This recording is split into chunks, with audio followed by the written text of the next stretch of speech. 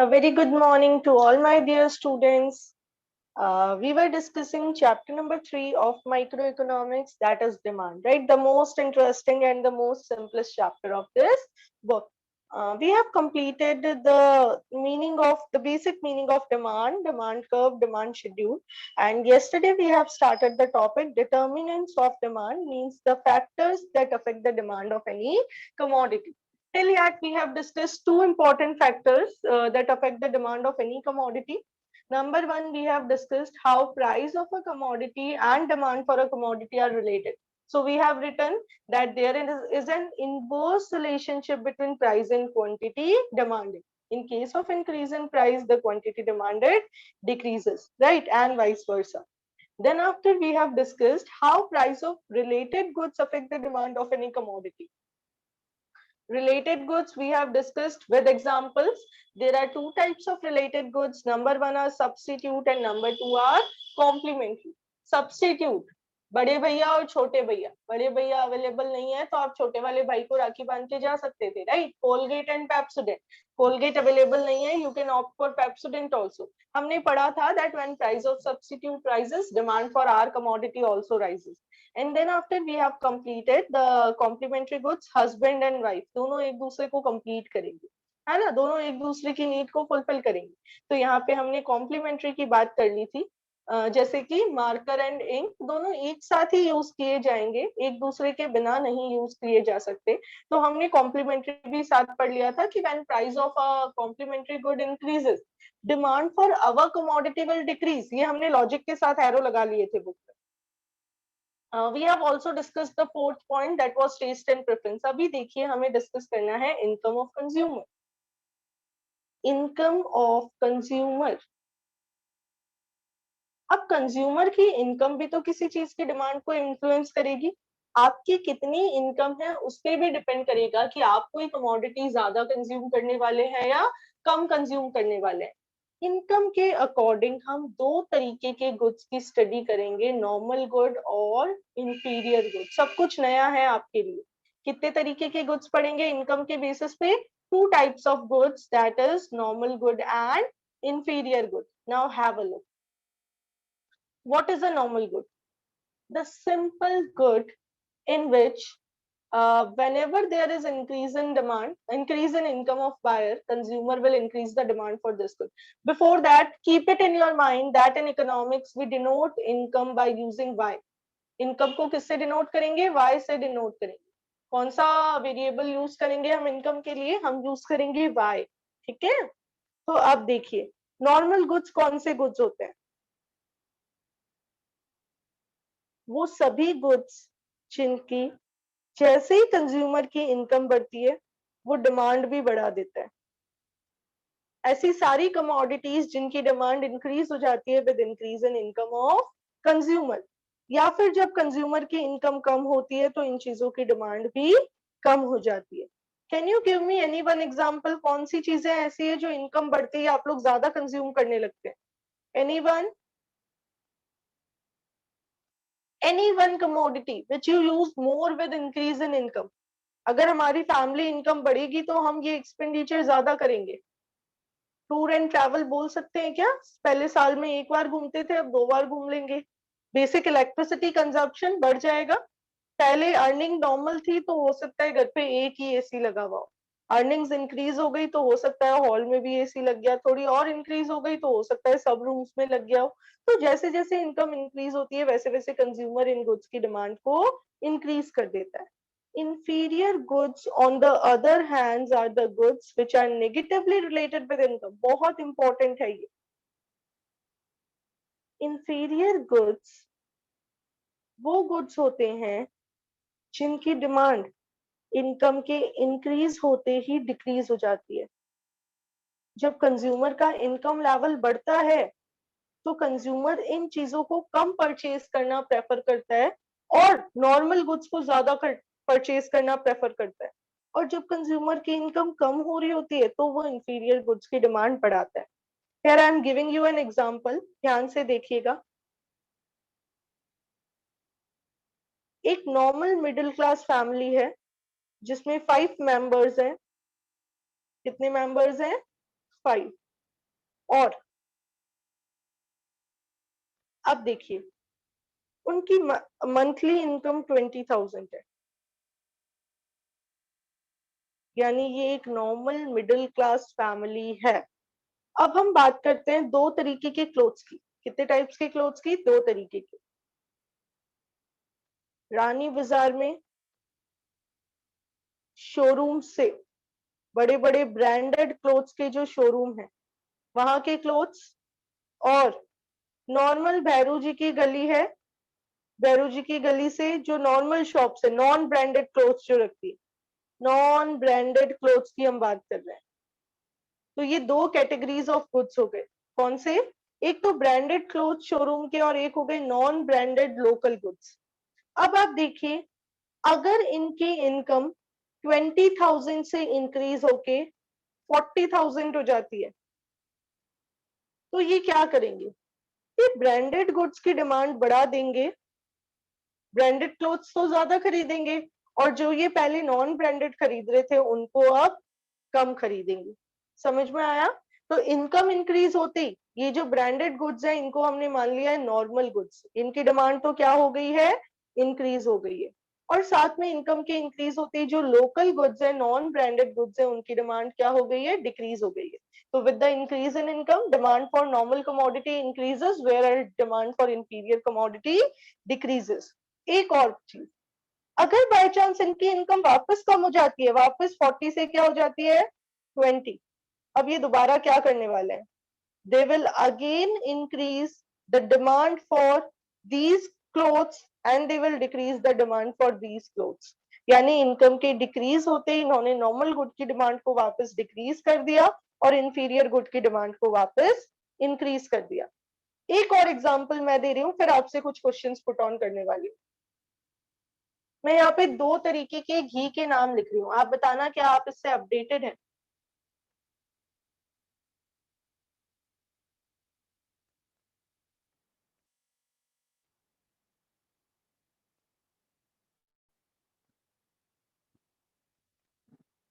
Raise your hands. क्या लिखा है मैंने यहाँ पे स्क्रीन पे, कौन बता रहा है? Yes, Mihir will give the answer. Mihir Yadav is in the class. Yes Mihir.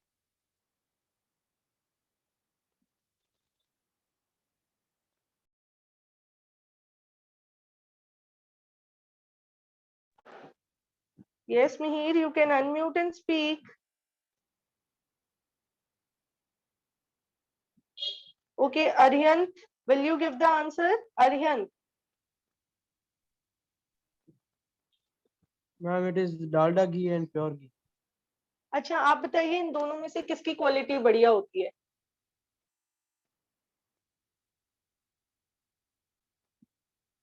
लक्ष्य, टेल अस, दोनों में से किसकी क्वालिटी बढ़िया है? मैम देसी घी की। देसी घी की, प्योर घी की। हमारे घर पे भी क्या यूज होता है? प्योर घी यूज होता है मैक्सिमम केसेस में। तो देखिए, you can lower down your hands, हम एक एग्जाम्पल के साथ पढ़ते हैं, ठीक है? काफी बच्चे आज क्लास में हैं और डिमांड की पिछली 2-3 क्लासेस नहीं ली थी। बेटा go with the recording and in case you are having any doubt just clear it out, you can contact me any time. Okay, have a look everyone. Dalda घी, प्योर घी। ये डालडा घी वो लोग यूज करते हैं जिनका इनकम लेवल थोड़ा सा लो होता है, और प्योर घी वो यूज करते हैं जो हाई इनकम लेवल वाले होते हैं। नॉर्मल फैमिलीज क्या यूज करना प्रेफर करती है? प्योर घी, देसी घी जिसे हम कहते हैं। तो मैंने आपकी अंडरस्टैंडिंग के लिए यहाँ क्या लिख दिया है एक बार के लिए, देखिए जरा। डालडा घी, इसके ब्रैकेट में मैंने लिख दिया कि ये एक इंफीरियर गुड है। इंफीरियर गुड, थोड़ा सा लो क्वालिटी का गुड। इंफीरियर यानी जो थोड़ा दबा हुआ है, थोड़ा सा लो क्वालिटी। और यहाँ पे ये जो प्योर घी है, इसके ब्रैकेट में मैंने लिख दिया एम, यानी ये एक नॉर्मल कमोडिटी है। अब एक फैमिली की बात करते हैं। 10 मेंबर्स है फैमिली में और उनकी इनकम 30,000 है। 10 मेंबर्स और उनकी इनकम कितनी है? 30,000। सिचुएशन इमेजिन करिएगा, 10 मेंबर्स और इनकम 30,000, कोई बहुत ज्यादा इनकम नहीं है, नॉर्मल इनकम है। ऐसे में ये लोग क्या करते हैं? बेसिकली हमारे पेरेंट्स की टेंडेंसी होती है कि बच्चों को अच्छी चीज मिलनी चाहिए, राइट? तो इन्होंने क्या कर रखा है अपनी फैमिली में? इनके घर में मंथली 5 kg घी लगता है। कितना केजी? 5 kg घी। ये लोग क्या करते हैं? ये लोग 2 kg प्योर घी परचेज करते हैं और 3 kg डालडा घी परचेज करते हैं। 2 kg प्योर घी और 3 kg डालडा घी। अब आपको हैंड्स रेज करने हैं आंसर के लिए, आपको हैंड्स रेज करने हैं आंसर के लिए। सपोज इस फैमिली की इनकम बढ़ जाती है, ये क्या करेंगे? फैमिली इनकम इंक्रीज हो जाती है, what will they do? Yes Manasvi. Ma'am ये प्योर घी ज्यादा लेंगे मैम, फिर प्योर घी 3 kg और डालडा की 2 kg। यस, क्या करेंगे? ये देखिए मैंने आपको क्या बोला कि इनकी इनकम इंक्रीज हो गई, ठीक है। इनकम इंक्रीज होते ही इन्होंने नॉर्मल गुड की डिमांड तो इंक्रीज कर देनी है और इंफीरियर गुड की डिमांड डिक्रीज कर देनी। धीरे धीरे इनकम और बढ़ेगी तो नॉर्मल की डिमांड और इंक्रीज होती जाएगी और इंफीरियर की डिमांड डिक्रीज होती जाएगी। ओके, अगर इसको रिवर्स कर दें तो क्या होगा फाल्गुनी? अगर मैं कहूं कि इनकी इनकम डिक्रीज हो गई, now what will they do? Ma'am फिर वापस वही हो जाएगा कि ये जो डालडा घी है उसकी इसकी कंज्यूमिंग ज्यादा करेंगे और प्योर घी की कम करेंगे। बिल्कुल।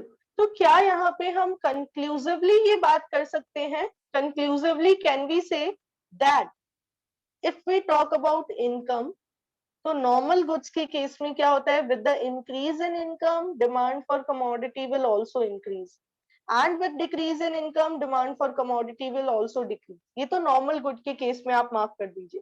And if we talk about inferior good तो अपोजिट चलेगा। with increase in income demand for inferior good will decrease and with decrease in income demand for inferior good will increase. Yes Ghazal, do you want to ask something? No ma'am वो पहले का ही। Okay okay okay. तो क्या ये आप सबको समझ में आया? क्या लिखना है हमें इनकम ऑफ अ कंज्यूमर में? देखिए जरा पढ़ते हैं। अब देखिए बुक में तो इतना सा ही लिखा हुआ है, समझने में हमें कितना टाइम लगा। Demand for a commodity is also affected by the income of consumer. However, the effect of income on demand depends upon the nature of commodity under consideration. कैसा इम्पैक्ट पड़ेगा ये कमोडिटी पे डिपेंड करता है। अगर commodity एक normal good है तब तो क्या होगा? The increase in income leads to increase in demand whereas decrease in income reduces the demand. Simple normal घी, आप यहाँ पे एग्जांपल लिख लीजिएगा प्योर घी, नॉर्मल गुड के आगे एग्जांपल लिख लीजिएगा प्योर घी। और अगर हम नीचे बात करें, if the commodity is an inferior good then increase in income reduces the demand while decrease in income leads to rise in demand. सभी बच्चों को समझ में आ गया ना? किसी को कोई कंफ्यूजन तो नहीं रहा है यहाँ पे? आगे देखिए, suppose income of a consumer increases, as a result the consumer reduces consumption of toned milk and increases the consumption of full cream milk. Income बढ़ती है तो वो मिक्स जो टोन्ड मिल्क होता है उसका कंजप्शन कम करता है और फुल क्रीम मिल्क का कंजप्शन बढ़ा देता है। तो टोन्ड मिल्क जो हो गया वो इंफीरियर गुड हो गया और फुल क्रीम्ड मिल्क जो हो गया वो नॉर्मल गुड हो गया। सभी को समझ में आया? चलिए अब एक इंपॉर्टेंट बात जरूर समझिए, आप सभी बच्चे, सबके लिए बहुत जरूरी है ये समझना। क्या? रियल लाइफ से रिलेटेड है। कौन सी कमोडिटी इंफीरियर है और कौन सी कमोडिटी नॉर्मल है, ये डिपेंड करता है हमेशा कंज्यूमर की इनकम पे। ये किस पे डिपेंड करता है? कंज्यूमर की इनकम पे डिपेंड करता है। कमोडिटी कौन सी नॉर्मल कैटेगरी में आएगी और कौन सी इंफीरियर कैटेगरी में आएगी, ये किस पे डिपेंड करेगा? कंज्यूमर की इनकम पे डिपेंड करेगा। I am giving you one example, देखिए जरा। मैं अगर बात करूं एक बहुत रिच फैमिली की, उनके लिए ब्रांडेड गुड्स तो क्या है? नॉर्मल कमोडिटी है। ब्रांडेड गुड्स क्या है? नॉर्मल गुड्स है। और थोड़े से लो ब्रांड वाले, ब्रांड तो है लेकिन थोड़े से लो ब्रांड वाले गुड्स क्या है? इंफीरियर है। बहुत कॉस्टली ब्रांडेड गुड्स तो उनके लिए नॉर्मल गुड है और जो थोड़े से लो ब्रांड वाले हैं वो इंफीरियर गुड है। अब हम मिडिल क्लास फैमिली पे आ जाते हैं। मिडिल क्लास फैमिली, इनके लिए लो ब्रांड वाले गुड नॉर्मल गुड है और जो लोकल बिना ब्रांड वाले हैं लो ब्रांड वाले नॉर्मल गुड्स होंगे और नॉन ब्रांडेड गुड्स जो हैं वो इंफीरियर गुड्स हो जाएंगे। और नीचे आ जाते हैं पुअर फैमिली, पुअर या लोअर मिडिल क्लास फैमिली, इनके लिए नॉन ब्रांडेड गुड्स जो हैं, लोकल गुड्स जो वो नए खरीद रहे हैं किसी शॉप से जाके खरीद रहे हैं, तो वो तो इनके लिए नॉर्मल गुड्स हो गए। लेकिन जो सेल लगती है जिसमें सस्ती चीजें मिलती है, संडे मार्केट लगता है, वहां से परचेज कर रहे हैं, तो हो सकता है इनके लिए वो क्या हो, इंफीरियर हो। और नीचे आ जाते हैं, थोड़ा सा और पुअर फैमिली की बात करते हैं, थोड़ी सी और पुअर फैमिली, ठीक है, जो एक्सट्रीमली पुअर लेबर क्लास जो होते हैं। अब देखिए, उनके लिए सेल से परचेज किया हुआ नया कपड़ा तो हो सकता है नॉर्मल गुड हो, लेकिन किसी के यूज्ड क्लोथ्स उनके लिए क्या हो, इंफीरियर गुड हो। राइट, किसी के यूज्ड क्लोथ उनके लिए क्या हो सकते हैं, इंफीरियर। और नीचे आ जाते हैं, और कोई एक्सट्रीमली इनकम ही नहीं अर्न कर रहा, उसके लिए किसी के यूज्ड क्लोथ्स हो सकता है नॉर्मल गुड्स हो, और फटे हुए वॉर्न आउट क्लोथ्स उनके लिए क्या हो सकते हैं, इंफीरियर। तो आपको हमेशा दिमाग में क्लियर रखना है, what is inferior and what is superior depends upon the income of consumer. हम नहीं कह सकते कि ये नॉर्मल है और ये इंफीरियर है।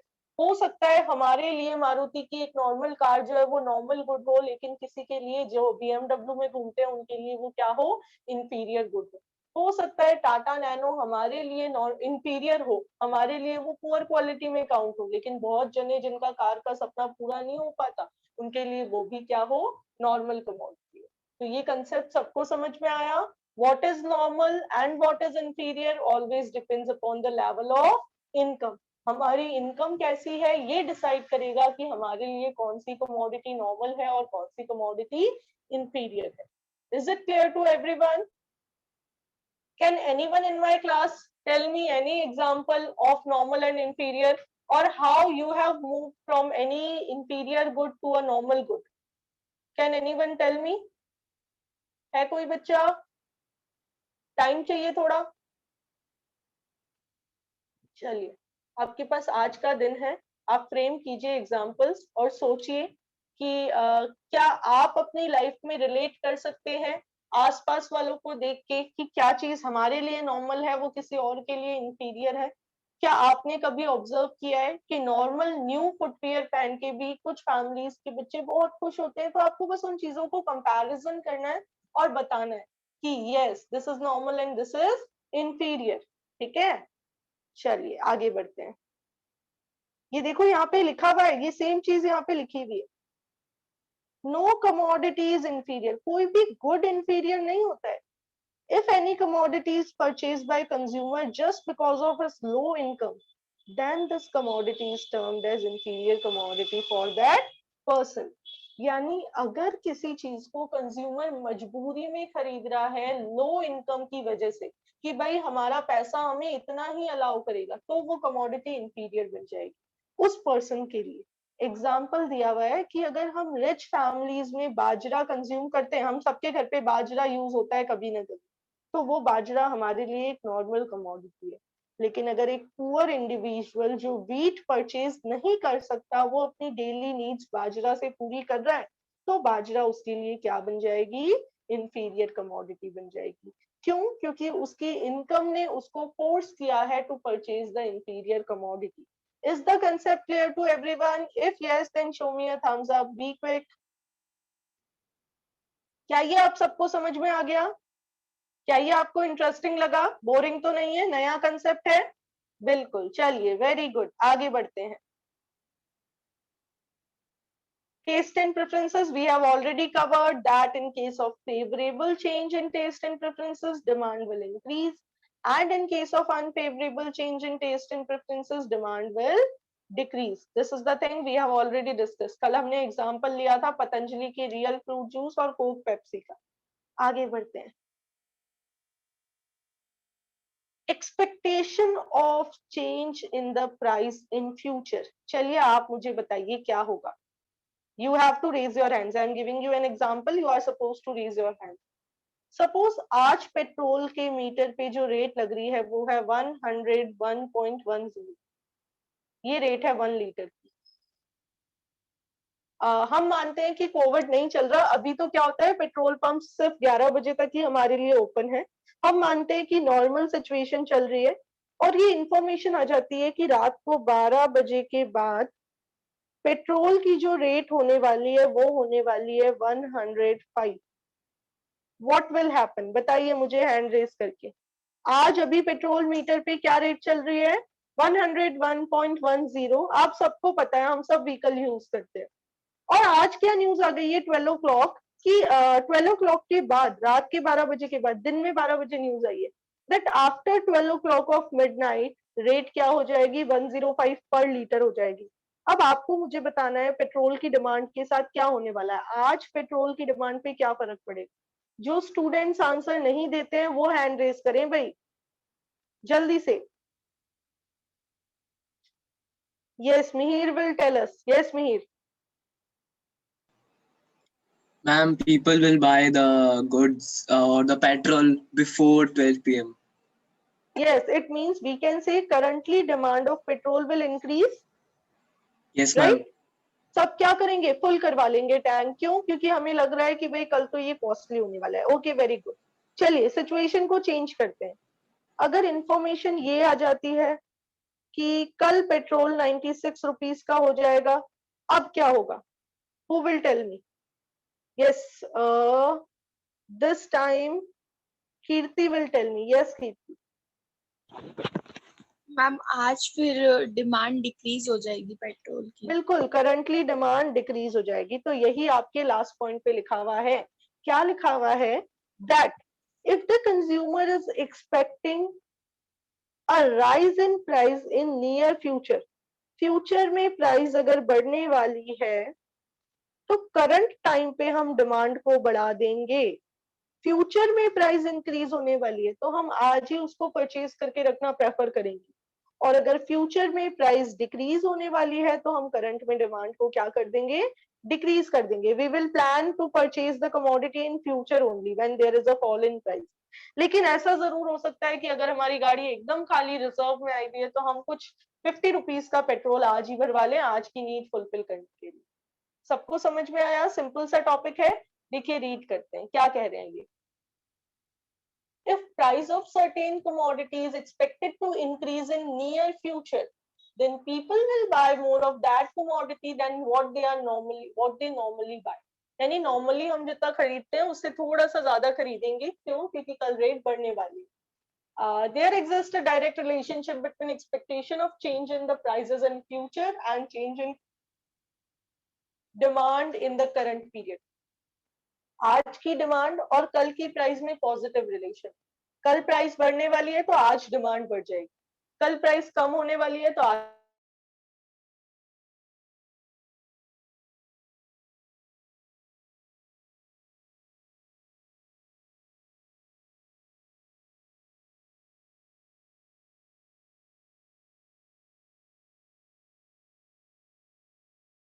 इजी हो जाएगा।